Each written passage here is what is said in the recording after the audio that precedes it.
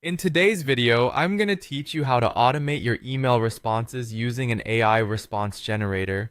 This process will take us through a few key steps that, when paired together, will enhance your productivity and streamline your workflow. So, let's dive right in and make responding to emails a breeze for you. We'll begin by starting a new automation. Automation is like setting up a smart assistant who knows exactly what to do whenever certain events happen. Navigate to your automation tools. It might be labeled as automation settings or simply automation depending on the tools you use. Once you're there, look for an option to start a new project or workflow. It's like creating a new document. You need a fresh slate to bring all these elements together.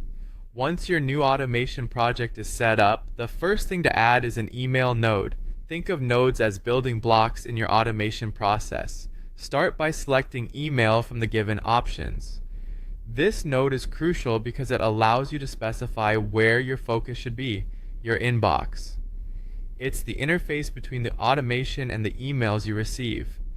Connect the email node to incoming emails so that the system knows the kind of message it's required to respond to. This step establishes the foundation of your automated responses. Now, the magic that brings these responses to life, the AI response generator node. Integration of this node is an exciting part of the setup.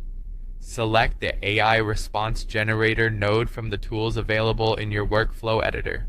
This node is basically your genius algorithm that analyzes the emails and drafts a response using patterns and language learned from previous interactions. As you connect it next to the email node, you're essentially empowering your automation with the skills to think and compose emails. Next, we set triggers for incoming emails. This is a crucial step. Triggers act like event listeners. They tell your automation system when to wake up and start working. When setting a trigger, you should establish specific criteria for these incoming emails. This could range from the email subject lines to the sender's address. Anything that identifies the emails, this automation should handle. It ensures that only relevant emails are processed by the AI generator, saving time and focusing effort where it matters most.